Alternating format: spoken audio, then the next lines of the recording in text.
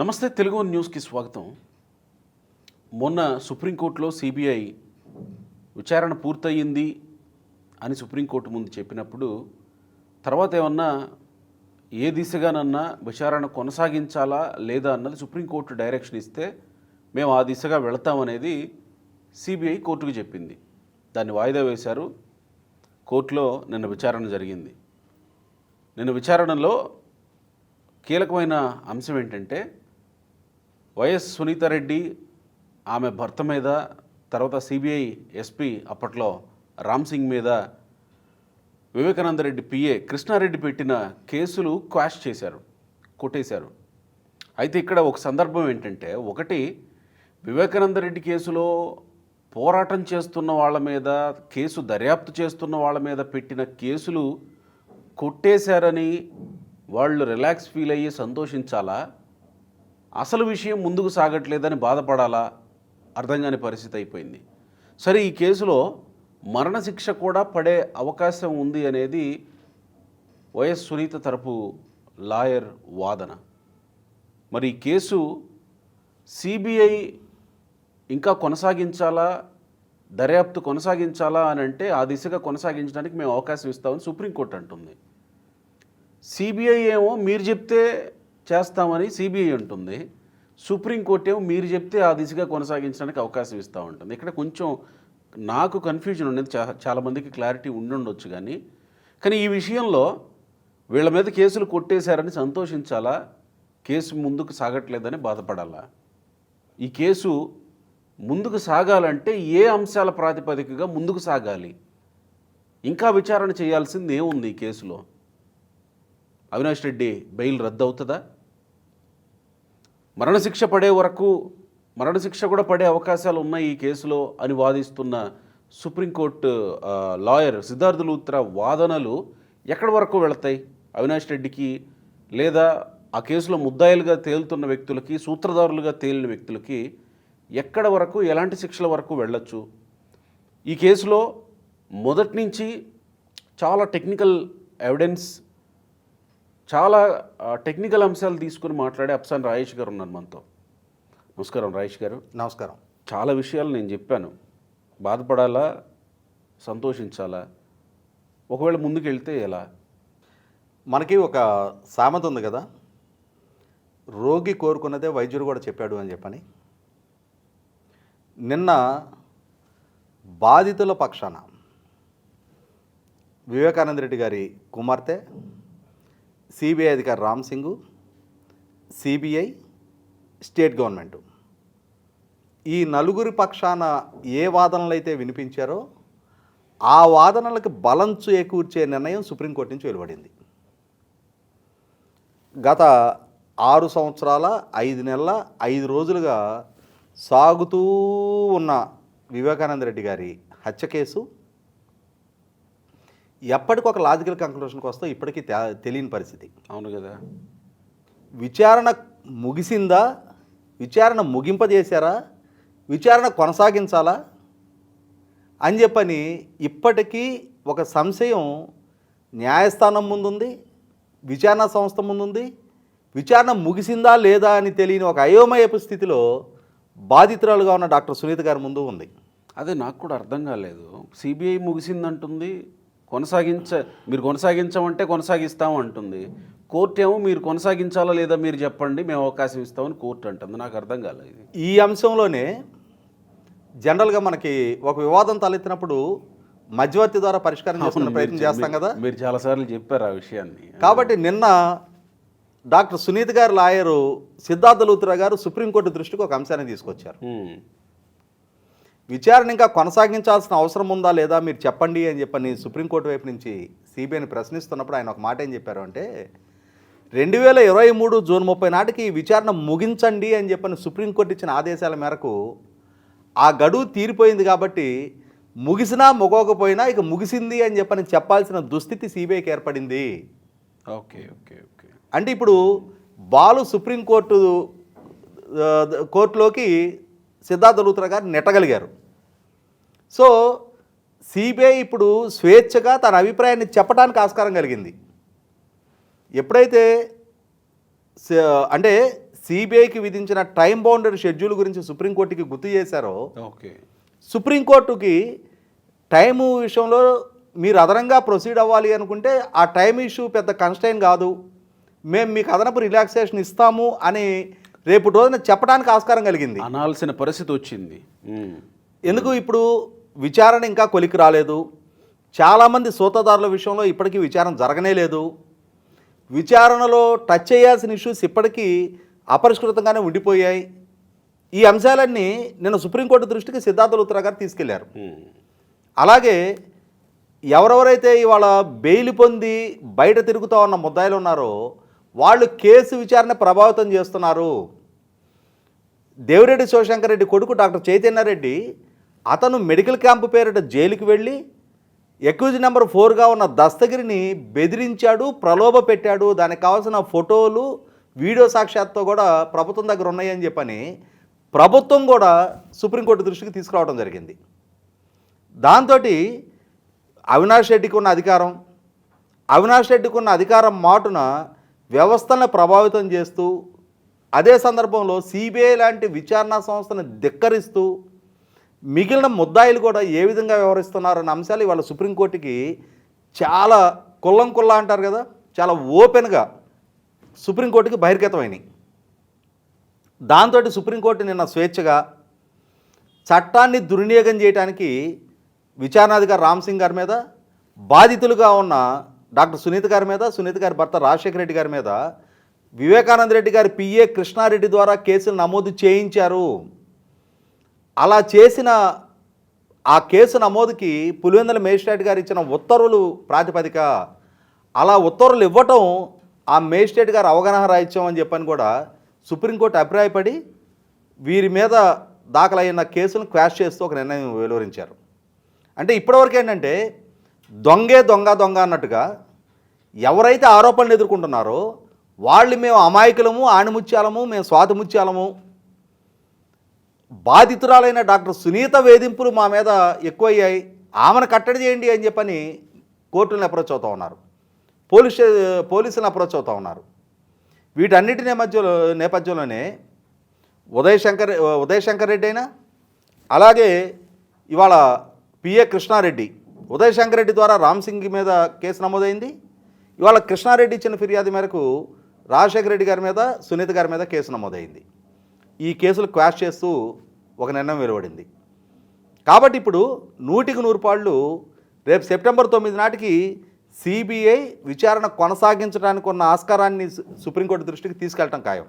ఎందుకంటే ఇప్పటికీ చాలా అంశాలు అసలు మనందరికీ తెలుస్తున్న అంశాలు విచారణకు నోచుకోవాలి. ఇప్పుడు ఎగ్జాక్ట్లీ ఒకవేళ కొనసాగించమంటే ఏ దిశగా? ఇప్పుడు ఉదాహరణకి గతంలో వీకెండ్ కామెంట్పై ఆర్కేలో రాధాకృష్ణ గారి ద్వారా మెన్షన్ అయ్యే వరకు జగన్మోహన్ రెడ్డి గారి ఇంట్లో మేనిఫెస్టో కమిటీ చర్చించే సందర్భంగా దువ్వూరి కృష్ణ, ఉమ్మారెడ్డి వెంకటేశ్వర్లు, అజయ్ కల్లం రెడ్డి ఈ ముగ్గురు సమక్షంలో జగన్మోహన్ రెడ్డి గారు తెల్లవారుజామునే వాళ్ళకి వివేకా చిన్నాన్న నోమోర్ అనే కబురు చెప్పాడు. వాళ్ళకి అప్పటికే తెలుసు. వీళ్ళకి తెలియజెప్పడానికి ముందే ఆయన కుటుంబానికి సమాచారం ఉంది. ఉదయం 6:30కి పిఏ కృష్ణారెడ్డి ద్వారా లోకానికి తెలియటం కాదు, తెల్లారుజామునే జగన్మోహన్ రెడ్డికి సమాచారం ఉంది అన్న అంశం వెలుగులోకి రావటం, ఆ దిశగా అజయ్ కల్లంని సిబిఐ విచారించి వాంగ్మూలం నమోదు చేసుకున్నారు. నమోదు చేసుకున్న తర్వాత అతను మళ్ళీ నాలుక మడతేసి సిబిఐకి ఇచ్చిన వాంగ్మూలాన్ని మళ్ళీ వెనక్కి తీసుకోవడానికి ఆస్కారం కలిగించండి అని చెప్పని కోర్టుకి అప్రోచ్ అయ్యాడు. సిబిఐ వాళ్ళు నా వాంగ్మూలాన్ని తప్పుగా నమోదు చేసుకున్నారు అని చెప్పని. మామూలు పరిస్థితుల్లో ఒక సివిలియన్ కనుక ఆ విధంగా చేస్తే ఏ విధంగా పరిగణించాలి? అతను చీఫ్ సెక్రటరీగా పనిచేసిన ఐఏఎస్ అధికారి. నువ్వు ఒక వాంగ్మూలం ఇచ్చావు అనుకున్నప్పుడు నువ్వు సంతకం పెట్టబోయే ముందు నీ వాంగ్మూలాన్ని చదువుకొని సంతకం పెడతావు. అవును కదా. గుడ్డెత్తి చేలో పడ్డట్టుగా ఎవడో రాసిస్తే చదువుకోలేని నిరక్షరాస్యుడు కాదుగా నువ్వు. అంటే ఇప్పుడు ఇంతకీ అతను ఇచ్చినట్టు కాదనుకోవాలా ఆ వాంగ్మూలం? కోర్టు పరిగణలోకి తీసుకోవాలా ఇతని విజ్ఞప్తిని? ఇచ్చిన వాంగ్మూలమే చెల్లుబాటు అవుద్దని చెప్పింది, వెనక్కి తీసుకోవడం కుదరదని చెప్పింది. కానీ ఆ విధమైన ప్రయత్నాలు చేసి ప్రెస్ మీట్ పెట్టి తాను అమాయకుడిని, నేను ఆ విధమైన స్టేట్మెంట్ ఇవ్వలేదని చెప్పటం, అంటే సిబిఐలు పిలిచి అడగగానేమో గబగబ కక్కేసాడు కడుపులో ఉన్నది. తర్వాత బాత్రూంలో పండబెడతామని చెప్పని వార్నింగ్ వచ్చి ఉంటుంది. ఆ వార్నింగ్ రాగానే మళ్ళీ మీడియా ముందుకు వచ్చి మళ్ళీ నేను సిబిఐకి ఆ విధంగా ఇవ్వలేదు, వాళ్ళు నా వాంగ్మూలాన్ని తప్పుగా నమోదు చేసుకున్నారు, నా వాంగ్మూలాన్ని వెనక్కి తీసుకోమని చెప్పి నేను పిటిషన్ ఫైల్ చేస్తున్నా. ఎవరిని మభ్యపెడుతున్నారు ఇవన్నీ? నువ్వు చీఫ్ సెక్రటరీ స్థాయిలో పనిచేస్తున్నావు, మాజీ ఐఏఎస్ అధికారివి. ఇప్పుడు మనం ఒక కామన్ సివిలియన్గా మనం ఒక వాంగ్మూలం ఇస్తే మనం చదువుకొనే సంతకం పెడతాం కింద. కట్టుబడి ఉండాలి కదా దానికి. పూర్తి స్పృహతో నేనే చెప్పానని చెప్పని సంతకం పెడతాం మనం. సంతకం పెట్టాలి. అవును. అంటే ఇక్కడ మరి తెల్లవారుజామునే వీళ్ళకి తెలుసు అని చెప్పని నిర్ధారణ అయింది. ఎలా తెలుసు నీకు? నీకు ఎవరు సమాచారం ఇచ్చారు? సమాచారం ఇచ్చిన తర్వాత నీ స్పందన ఏంటి అని చెప్పని జగన్మోహన్ రెడ్డిని ఆయన సతీమణిని ఎందుకని విచారించట్లే ఇప్పుడు దాకా? తెల్లవారుజామున 3 గంటలకి అవినాష్ రెడ్డి ద్వారా జగన్మోహన్ రెడ్డి గారు భారతి గారి పిఏకి ఫోన్ కాల్ వెళ్ళింది. ఆ ఫోన్ ద్వారా వీళ్ళిద్దరితో అతను సంభాషించినట్టుగా గతంలోనే సిబిఐ నిర్ధారణ చేసింది. ఎందుకు నువ్వు ఆ టైంలో వాళ్ళకి ఇన్ఫామ్ చేయాల్సి వచ్చింది? ఆ టైంలో ఇన్ఫామ్ చేస్తే వాళ్ళు ఎందుకని దాని మీద స్పందించలేదు? అసలు మీ పాత్ర, మీ ప్రమేయం ఏంటి అని చెప్పని ఎందుకని ఇప్పటిదాకా ఆ దిశగా విచారం చేయలే? అలాగే అసలు డబ్బు ప్రస్తావన 40 కోట్ల రూపాయల సుపారీ దస్తగిరి ఇచ్చిన వాంగ్మూలంలో ఎవరు 40 కోట్లు ఇవ్వగలిగే సామర్థ్యం ఉన్న వ్యక్తులు? 40 లక్షలే ఇవ్వలేరు కదా ఇవాళ ఒక సామాన్యుడు. 40 కోట్లు పెట్టి ఒక వ్యక్తిని హత్య చేయించే స్థాయి కుట్ర పన్నారు అని అంటే ఎంతటి పెద్ద వ్యక్తులు ఇన్వాల్వ్ అవ్వాలి, ఎంతటి స్తోమత ఉన్న వాళ్ళు ఇన్వాల్వ్ కావాలి? ఎందుకో ఆ దిశగా పెద్దగా చర్చ జరగట్లేదు. ఇవాళ దస్తగిరి నాకు ₹1 కోటి ముట్టిని అని చెప్పాడు. కరెక్టే. 72 లక్షలు అతని దగ్గర రికవర్ అయినాయి. స్పష్టంగా నల్ల డబ్బు కనిపిస్తా ఉంది అక్కడ. ఎక్కడిది ఈ డబ్బు సోర్సు? ఎవరు సమకూర్చారు ఈ డబ్బు? ఈ డబ్బు సమకూర్చడానికి మీకున్న మూలాలు ఏంటి? Income tax and enforcement directorate ఎందుకు ఇన్వాల్వ్ కావట్లేదు ఇప్పటిదాకా?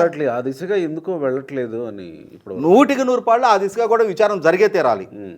నేను ఇప్పటికి ఈ అంశం ఒక 1000 సార్లు ప్రస్తావించుంటా. శాటిలైట్ ఛానల్లో కానీ యూట్యూబ్లో కానీ ఈ డబ్బు అంశం ఒక 1000 సార్లు ప్రస్తావించుంటా. కంపల్సరీ ఆ దిశగా చర్చ జరగాల్సిందే. అలాగే జరిగిన హత్యని సహజ మరణంగా ఎందుకు ప్రసారం చేశారు? అలా ప్రసారం చేయమని ఆదేశాలు ఇచ్చింది ఎవరు? సాక్షి మీడియాలో వివేకానంద రెడ్డి గారు గుండెపోటుతో చనిపోయారని చెప్పని ప్రసారం చేయమని ఆదేశాలు ఇచ్చింది ఎవరు? ఎందుకు ఇచ్చారు? మరుసటి రోజు మళ్ళీ అదే మీడియాలో నారాసుర రక్త చరిత్ర అని చెప్పని నాటి ముఖ్యమంత్రికి ఆపాదించి ప్రసారం ఎందుకు చేశారు? ఎందుకు ప్రచురించారు? మరి ఈ దిశగా ఎందుకని విచారణ జరగట్లే ఇప్పటిదాకా? మీడియాకి తెలియజేసింది విజయసాయిరెడ్డి. విజయసాయిరెడ్డి రీసెంట్గా ఏమన్నాడు? అవినాష్ రెడ్డి నాకు చెప్పాడు అంటున్నాడు. మరి ఎందుకు నువ్వు సహజ మరణం అని చెప్పని చెప్పావని అవినాష్ రెడ్డిని ఎందుకని కస్టడీలో తీసుకొని విచారించడంలా? ఇవాళ అతను నిన్న సుప్రీంకోర్టు దృష్టికి సిబిఐ అడ్వకేట్ ఒక అంశాన్ని తీసుకొచ్చారు. వాళ్ళ మదర్కి హార్ట్ అటాకు అని చెప్పని డ్రామా సృష్టించి అక్కడ మమ్మల్ని అరెస్టు కానీయకుండా పోలీసుల ద్వారా సహాయ నిరాకరణ చేశారు. సుప్రీంకోర్టు అంది ఈ డ్రామాల గేమాల మొత్తాన్ని కట్టడి చేద్దామని చెప్పని. ఎందుకు ఆ డ్రామా సృష్టించావు? అసలు ఇన్కమ్ ట్యాక్స్ కానీ ఎన్ఫోర్స్మెంట్ డైరెక్టరేట్ కానీ సిబిఐ లాంటి సంస్థలు, జాతీయ దర్యాప్తు సంస్థలు రాష్ట్రంలో ఏదైనా కేసు విచారణకి వస్తున్నప్పుడు డిఫాల్ట్గా వాళ్ళకి రక్షణ కల్పించాల్సిన పోలీస్ డిపార్ట్మెంటు ఆ ఎస్పీ నేను రక్షణ కల్పించను అని చెప్పని చేతులెత్తేటువంటి అసలు ఆ ఎస్పీని ఎందుకు సమన్ చేయలే ఇప్పటిదాకా? అసలు అతను ఎందుకు క్వశ్చన్ చేయలే ఇప్పటిదాకా? నీకు ఇలా సహాయ నిరాకరణ చేయమని ఆదేశాలు ఇచ్చింది ఎవరు? అతను డ్యూటీని అతను ఉల్లంఘించాడు కదా. కాబట్టి ఇప్పటి వరకు దాంట్లో నిర్ధారణ అయింది ఒక 40% వాస్తవాలే. అసలు సిసలు సూత్రధారులు ఎవరు? నేరానికి ఉన్న మోటివ్ ఏంటి? డబ్బు సమకూర్చింది ఎవరు? విచారణ వేగవంతం కాకుండా ప్రతిబంధకాలు సృష్టిస్తుంది ఎవరు? వీటన్నిటి మీదుగా విచారణ జరిగి తీరాలి. కాలతీతం అయిందేటు అయిపోయింది.